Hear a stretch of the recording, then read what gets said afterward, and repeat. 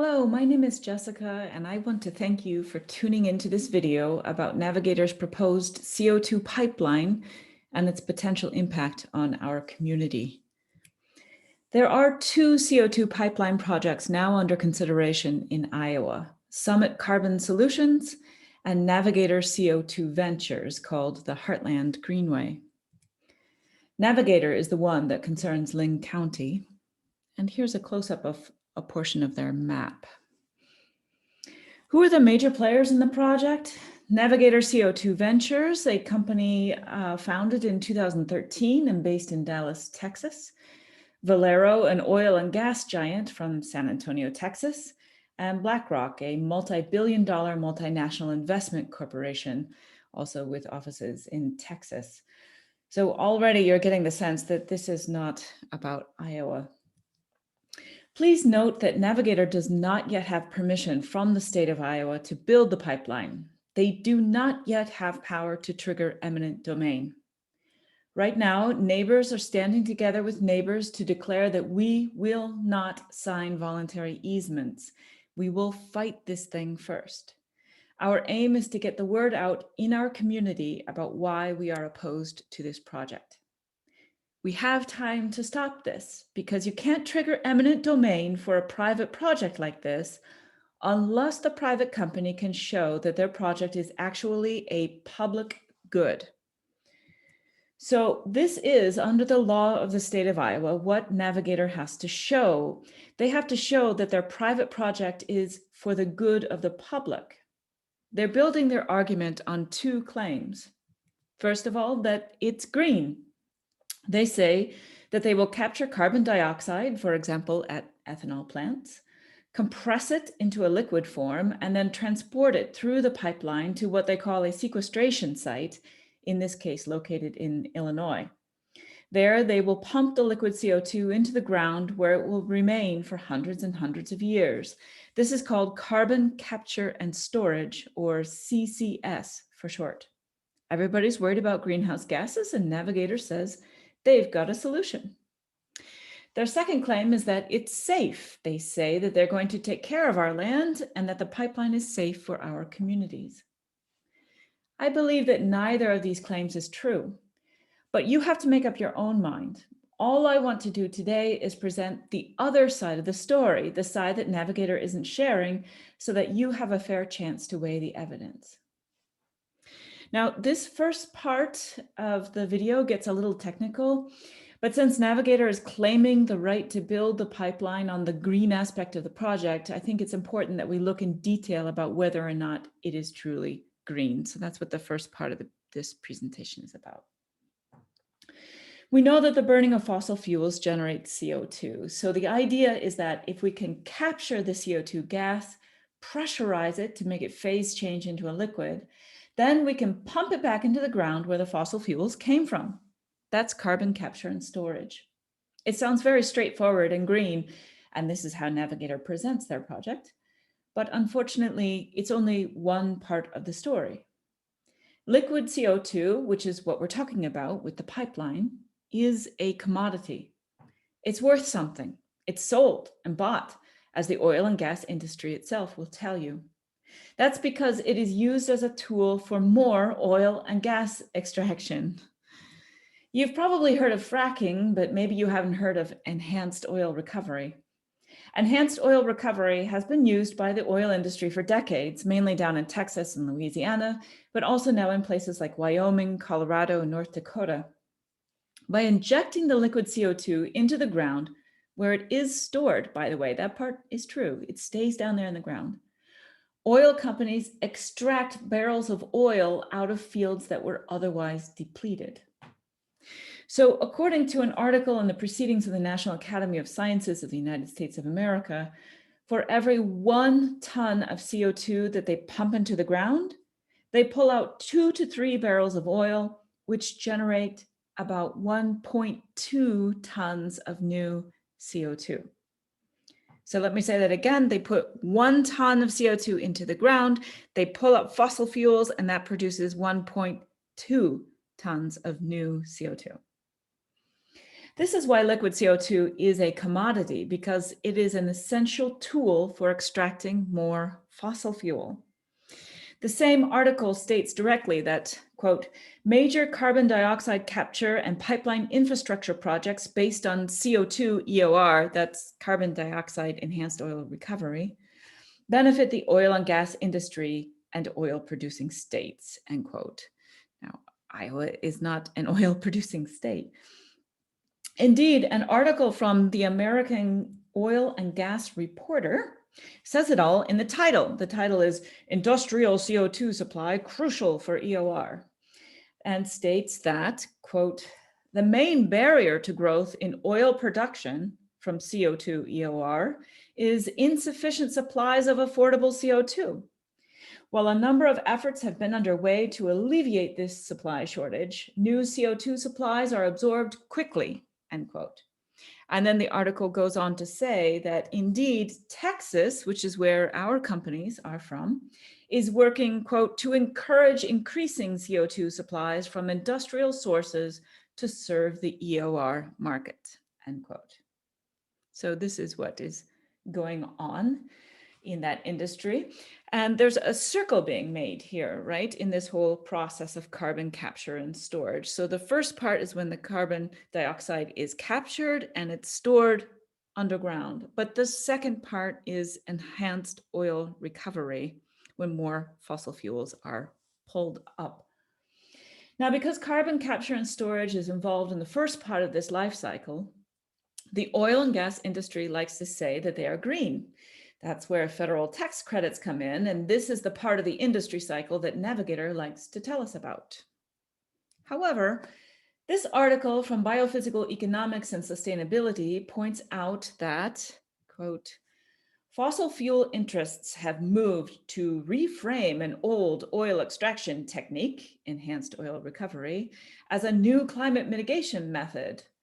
But, quote, we found that the commercial ICR, that's commercial industrial carbon removal, that means any kind of industrial process to remove carbon versus something like a biological process like planting trees or something like this. So we found that the commercial ICR methods being incentivized by governments are net CO2 additive.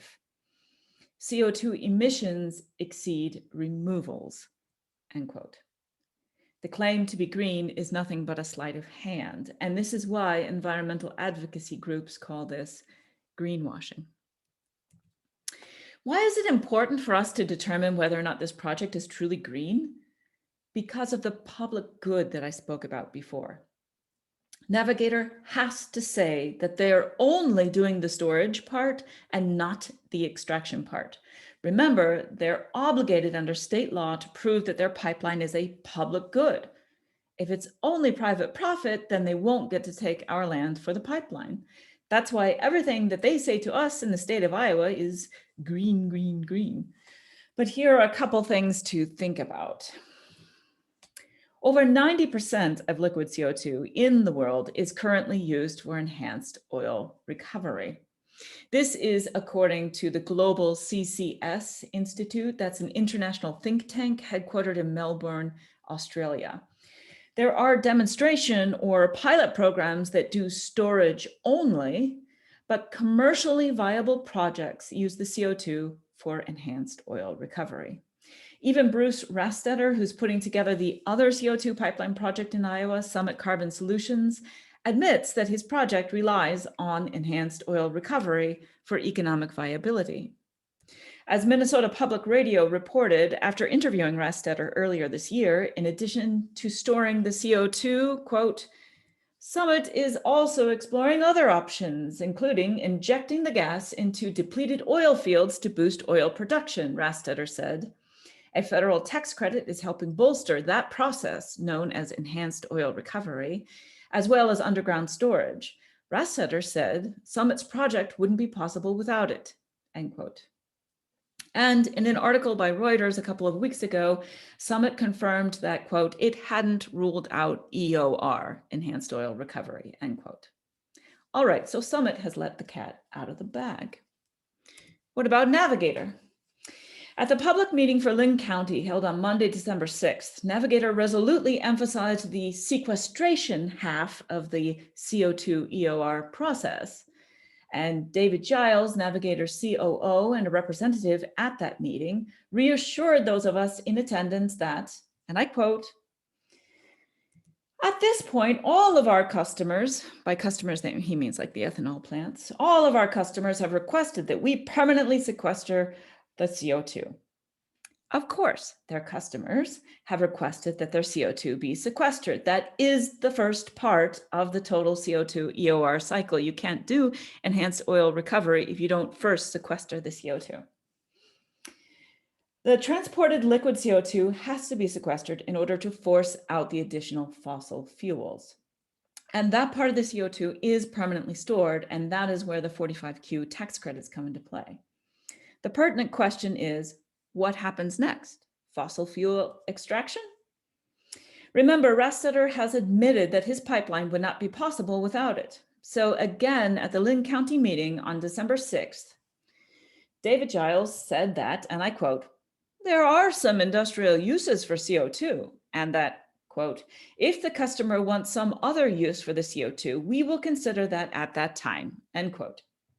So Navigator has admitted to us that they are prepared to put their CO2 to industrial use. And what is Navigator telling their investors? National Gas Intelligence reports, quote, "The company also is in discussions with multiple parties that consume CO2 that may want delivery interconnection points for a ratable, consistent source of their CO2 takeaway," end quote. And PR Newswire says, Navigator is also in discussions with multiple parties that consume CO2 who would desire delivery interconnection points to provide a ratable, consistent source for CO2 acquisition, end quote. These are remarkably similar quotes. That's because this language comes directly from Navigator itself. They're putting out media bites to attract investors.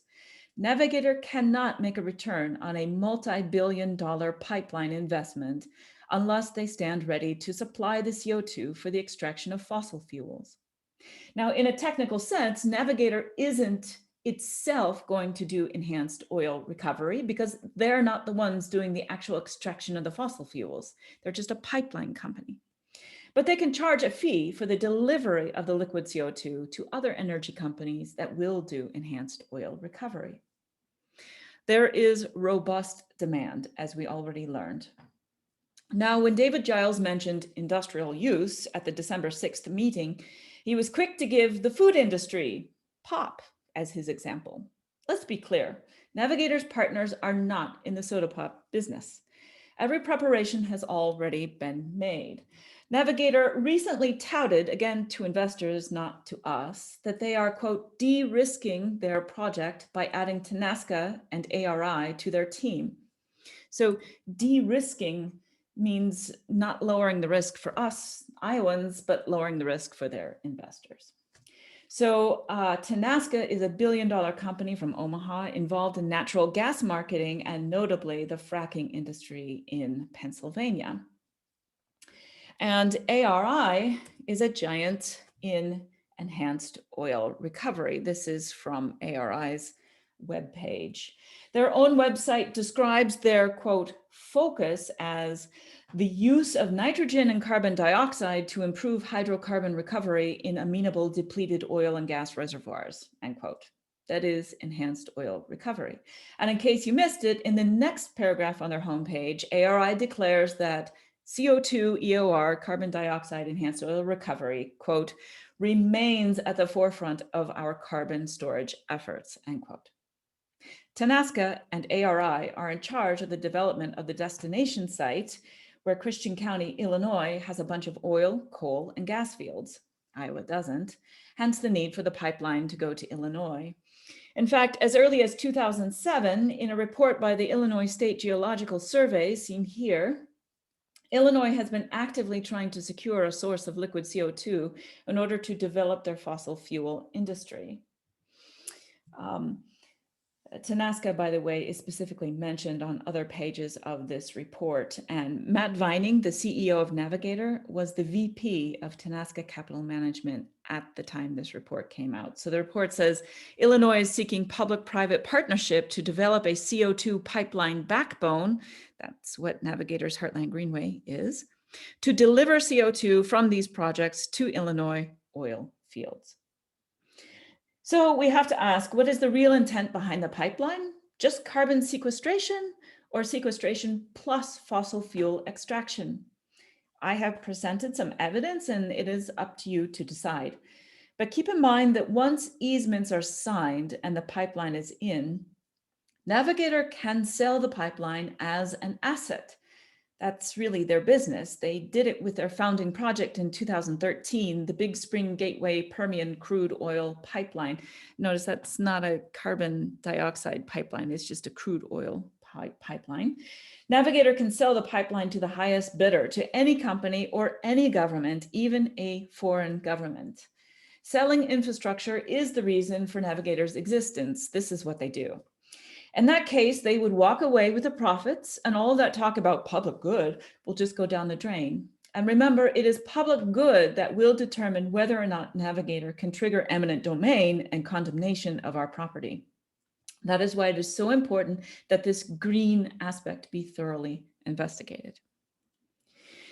But there's another part of the story that Navigator is not telling us, and this has to do with the construction of the pipeline itself. They say that they will carefully remove the topsoil and save it to put back in place when they're done. The state of Iowa by law requires that they do this. Here are photos that show what happened in Iowa with the Dakota Access Pipeline, which was completed in 2016 under similar protocols. There is evidence of mixing of soils, compaction, drainage of water into surrounding fields, damage to the tiling, etc. What is important to understand is that soil is a living thing. It's not just dirt. And we have some of the best soils in the world here in our community. And this is what the crops looked like after the Dakota pipeline was finished. A recent report in Iowa Farmer Today on the Dakota Access Pipeline quotes a professor from ISU who states, quote, "Our findings show extensive soil disturbance from construction activities had adverse effects on soil physical properties, which come from mixing of topsoil and subsoil, as well as soil compaction from heavy machinery," end quote. That's why this pipeline deeply offends all the farmers I've spoken to. It's not just about their land, it's about the land that feeds the world, the land that we all care for, the land we steward, the land fertile and rich that we want to pass to the next generation. The soil that we have here is irreplaceable. Mother Nature took thousands of years to make it, but a pipeline would undo all of that. Keep in mind that cutting down forested areas and turning over CRP ground certainly isn't a good way to reduce Iowa's carbon footprint.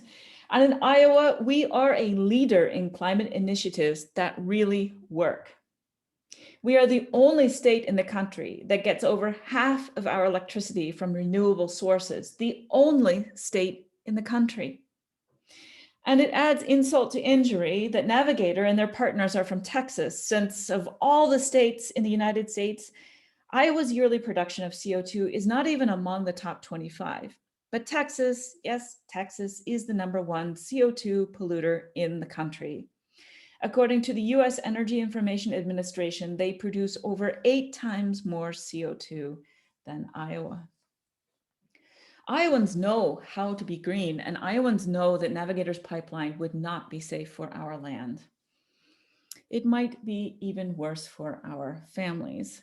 And this brings me to a final concern about the CO2 pipeline: safety. This is not just another petroleum or gas pipeline. A report from an EU Commission in 2020 notes that, quote, "Thermodynamic properties of CO2 transported at liquid state are substantially different from properties of natural gas and liquefied natural gas," end quote. By the way, the scale and complexity of Navigator's Heartland Greenway, due to the network of interconnected pipes, is unprecedented, with fluctuating pressures and volumes of CO2. An article from last summer called Risks and Safety of CO2 Transport via Pipeline cautions, quote, "Great care should be taken during hazard identification and management when dealing with CCS projects, carbon capture and storage. Since the fluid is usually transported in dense phase, there is the potential for large inventories of CO2 being released in the atmosphere, which could reach populated areas with hazardous concentrations." We know what happened in Satartia, Mississippi, when a CO2 pipeline suddenly ruptured with no warning on a Saturday night in February 2020. Yes, the pipeline company, Denbury, had state-of-the-art control measures in place so that they could shut down the area of rupture within minutes, they say. But those minutes were enough for a toxic cloud of CO2 to roll. It's heavier than air, so it rolls, it doesn't immediately dissipate, into the tiny community of Satartia. The local newspaper reports that suddenly people collapsed onto the ground. Emergency responders later described what they found.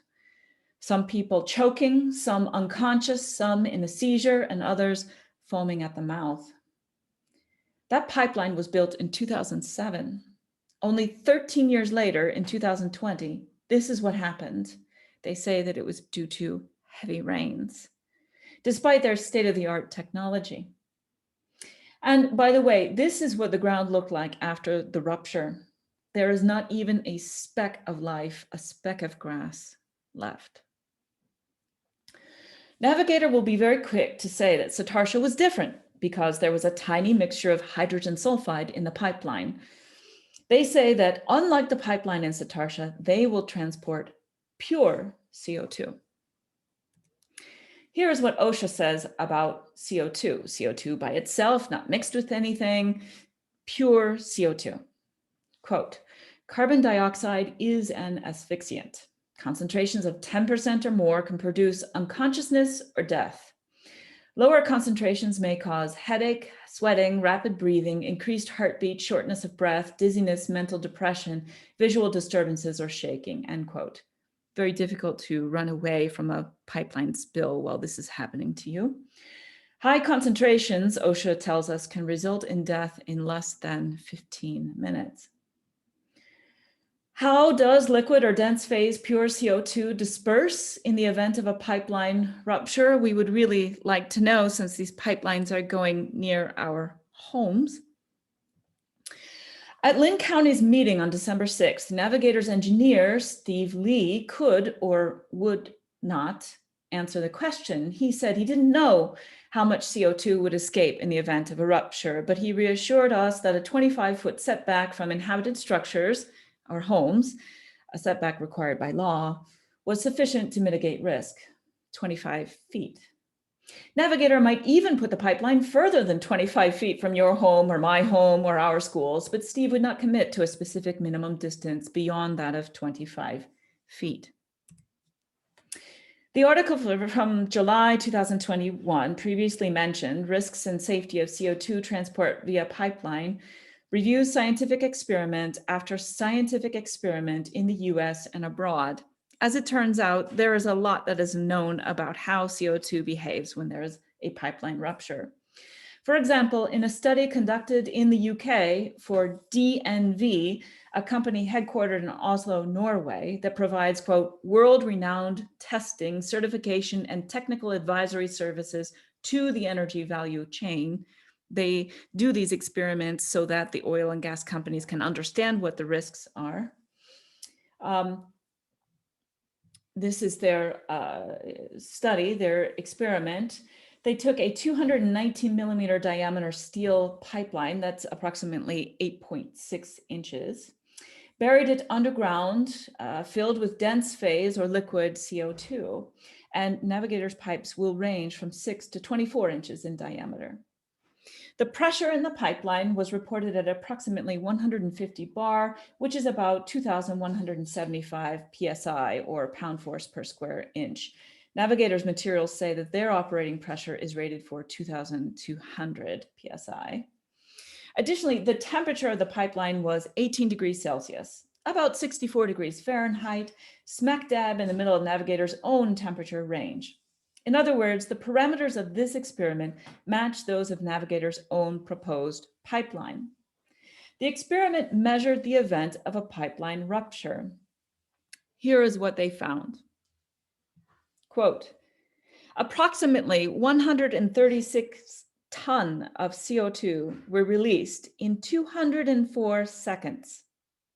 The maximum height of the plume was registered at 60 meters, approximately 197 feet from the ground, with a maximum horizontal extension at 400 meters, approximately 1,312 feet. Navigator has told us that 25 feet is a sufficient setback between the pipeline and your house or your children's school. This peer-reviewed article reports that in 204 seconds, less than 4 minutes, the plume in this experiment traveled about 1,312 feet. When asked point blank at both the Linn County meeting on December 6th and the Cedar County meeting on December 7th, if Navigator would commit to providing oxygen cylinders and self-contained breathing apparatuses to every resident and school child along the pipeline route, this was a simple yes or no question. Representatives from Navigator refused to say yes or no, instead circling back to vague talking points that they had given before.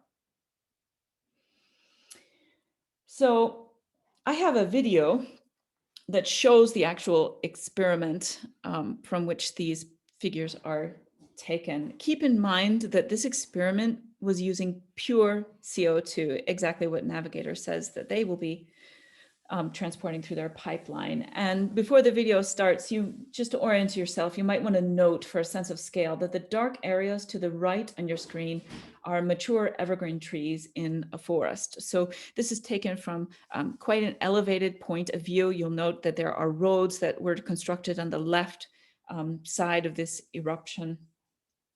So let's watch the video, please. Shows a rupture of a buried, dense phase carbon dioxide pipeline. The experiment was conducted in the safe environment of the DNVGL Spade Adam Testing and Research Centre to assess the consequences of such ruptures in terms of mass outflow, crater formation and dense gas dispersion. The viewer should note that the extent of the visible plume does not necessarily represent the extent of the dense gas hazard.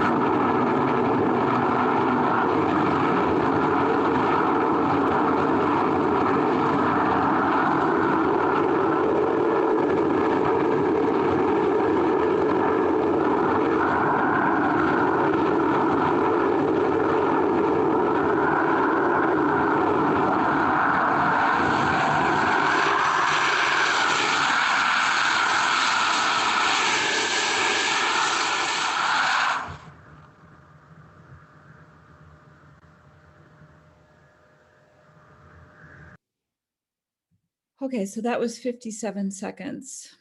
Do you think you could escape from that?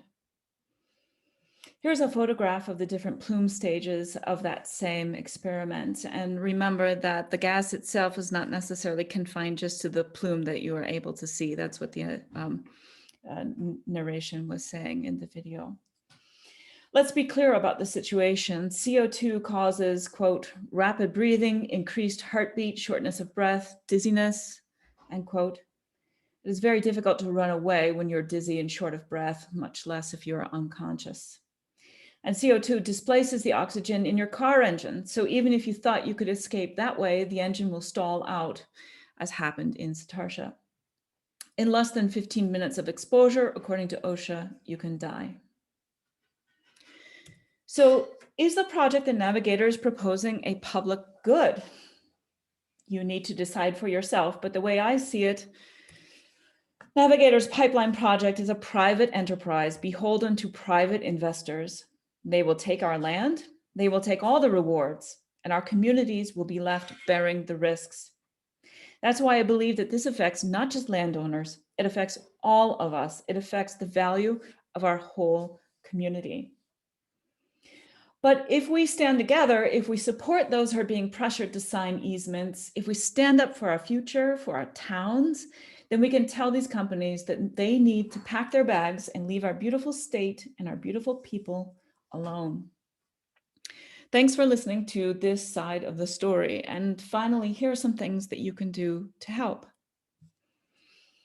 If you are a landowner involved in this fight like me, the very best thing you could do is refuse to sign a voluntary easement. Remember, Navigator hasn't even submitted their application to the Iowa Utilities Board. They can't do that until at least 30 days after the last public meeting, which means February 18th at the very earliest. Navigator, therefore, cannot invoke eminent domain now. In order for them to have the power to condemn your land, they would have to, first of all, have their application approved by the Iowa Utilities Board. And what people are telling me is that we most likely won't receive a ruling on that until sometime in late 2022 or early 2023. The easements that Navigator is seeking right now are voluntary. You are under absolutely no obligation to sign one. In fact, you're under no obligation even to talk to Navigator's land agents. You've got plenty of time to make them sweat. Although by law, you have to allow their surveyors onto your land if and only if they have provided you with 10 days written notice by certified mail. You have to let the surveyors onto your ground, but you can follow them around and take pictures of what they do and then share these pictures with your neighbors. You never have to let land agents, those are the people from Navigator trying to get you to sign legal documents, you never have to let them onto your land. But if Navigator does manage to secure a voluntary easement from you now, the fight will be over for you. What we're hoping to do is stand together, shoulder to shoulder, and refuse to sign voluntary easements. We want to make Navigator's application to the IUB very difficult. Please hold out until at least March, until after Navigator has made their application to the Utilities Board. Hold out forever if you can. The first people to sign never get the best deals anyway. And we believe that if we can form a wall of strong Iowa landowners who refuse to sign voluntary easements, then Navigator's application to the Utilities Board will be very weak and ultimately turned down. Imagine if everyone in our county has refused to sign a voluntary easement. When Navigator puts in their application for a permit to build the pipeline, they will really be in trouble. Because of the rapid timeline, no one has gotten really organized yet, but there is one petition that we know of, and it's on the Sierra Club website. You don't have to join the Sierra Club to sign the petition. That choice is up to you. But the petition is a way for us to show Navigator that we have strength in numbers. So please consider signing it. Ask your friends and neighbors to sign it. Anybody can sign it, not just landowners. The third thing you can do, here's the petition. Yeah. The third thing that you can do is submit a comment to the Iowa Utilities Board. It's the board that ultimately decides whether or not the pipeline will be approved. They have a website where you can write whatever you want to them. And if you fill out your name and address, my understanding is that they are legally obliged to take your comment into account when reviewing Navigator's application for a permit. So you do have to put your name and address down, but it's the only way to make your voice heard. You can submit as many comments as you want. And if instead you prefer to write to them the old-fashioned way on paper with a stamp, their address is here, and they have to take these comments into account as well, as long as you put your name and address. What's the last thing you can do? You can help us be in contact with you. I'm starting an email list, and my email is iowabeautifulland@gmail.com. I promise you that this email list is just for me. Likewise, all content in this video is my own. I have no staff. I am not paid. I'm not a member of any organization. No one asked me to do this or told me what to put in the presentation. I'm just a researcher by trade, and the pipeline is going through my land. I'm just presenting what I have learned and what I believe to be true at this time. I don't belong to any group. I'm not political. I'm just me. So I will not give your email address to anybody. Although in this day and age, I guess I can't guarantee that somebody won't hack my account. But the purpose of the email list is simply to keep you informed of what's going on. If the time comes and people across the state start a nonprofit group to stop the pipelines, and I think that will happen, I will not give your email address to this organization, whatever it is, but I will email you and ask you, please, if you want to join so that you can make the choice. Thanks for listening. Thank you for your time, your concern, and your support. I am humbled that in Iowa we are nice, and you know the news media likes to make a thing out of that. But maybe what the media is forgetting is that we are also perseverant. We know what is right and what is wrong, and we will not fail to stand by each other when the need arises. Now is that time. Thank you very much for listening.